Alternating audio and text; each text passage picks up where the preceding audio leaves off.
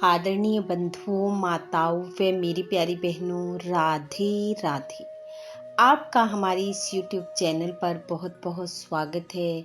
बंधुओं, आज हम इस वीडियो में परिवर्तनी एकादशी व्रत की कथा सुनेंगे, जिसे सुनने सुनाने से भगवान श्री हरि की कृपा से सभी पापों का नाश होता है, वैकुंठ लोक की प्राप्ति होती है। कथा सुनने के बाद यदि आप हमारे चैनल पर नए हैं तो कृपया हमारे चैनल को सब्सक्राइब करें, बेल आइकन को प्रेस करें ताकि हमारी वीडियो की नोटिफिकेशन सबसे पहले आप तक पहुंचे। वीडियो को शेयर व लाइक भी जरूर करें। बंधुओं, भाद्रपद माह की शुक्ल पक्ष में आने वाली एकादशी परिवर्तनी एकादशी के नाम से जानी जाती है। इसे परिवर्तनी एकादशी, पद्मा एकादशी, वामन एकादशी, जयंती एकादशी अथवा करवट बदलनी एकादशी भी कहा जाता है। आषाढ़ मास से शेष शैया पर निद्रा मगन भगवान विष्णु इस दिन करवट बदलते हैं, इसलिए इसका नाम करवट बदलनी एकादशी भी है। इस व्रत को धारण करके प्रातः स्नान आदि कार्यों से निवृत्त होकर स्वच्छ वस्त्र धारण करें। धूप, दीप, चंदन, पंचामृत, फल, पुष्प आदि से भगवान विष्णु व मां लक्ष्मी का पूजन करें, आरती करें, कथा का श्रवण करें। देवताओं ने अपने राज्य को पुनः पाने के लिए इस दिन महालक्ष्मी जी का विशेष पूजन किया था। इस दिन भगवान श्री हरि के वामन रूप की पूजा की जाती है। आइए अब सुनते हैं करवट बदलनी एकादशी की कथा। युधिष्ठिर बोले, हे केशव, भाद्रपद शुक्ल पक्ष की एकादशी का क्या नाम है? कौन देवता है? क्या इसकी विधि है? क्या पुण्य है? सो हमसे कहिए। भगवान श्री कृष्ण बोले, हे राजन, स्वर्ग मोक्ष को देने वाली, सब पापों को हरने वाली परम पवित्र वामन एकादशी की कथा मैं तुमसे कहता हूँ, सुनो। हे नृप, इसको जयंती एकादशी भी कहते हैं। इसके श्रवण मात्र से सब पाप दूर हो जाते हैं। अश्वमेघ यज्ञ का फल भी इसके व्रत से बड़ा नहीं है। इस जयंती का व्रत पापियों के पापों को दूर करने वाला है। जिन वैष्णवों ने भादों के महीने में वामन देव जी का पूजन कर लिया, उसने मानो त्रिलोकी का पूजन कर दिया।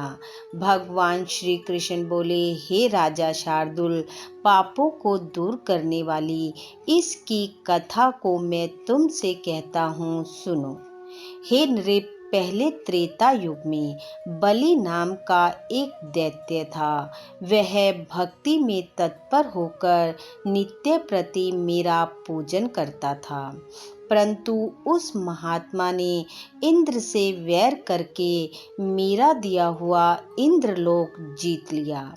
इस बात को देखकर सब देवताओं ने एक चित्त होकर विचार किया कि भगवान के पास चलकर ये सब वृतांत कहना चाहिए। फिर देवता और ऋषियों को लेकर इंद्र प्रभु के पास गए। सुंदर वचनों से उन्होंने मेरी स्तुति की और देवताओं के साथ बृहस्पति जी ने मेरा अनेक बार पूजन किया। इसलिए मैंने पांचवा अवतार वामन रूप से धारण किया। संपूर्ण ब्रह्मांड जिसमें स्थिर है, ऐसे उग्र रूप को मैंने धरा। वामन ने सत्य में तत्पर राजा बलि को जीत लिया। युधिष्ठिर बोले, आपने वामन रूप में असुर राजा बलि को कैसे जीत लिया?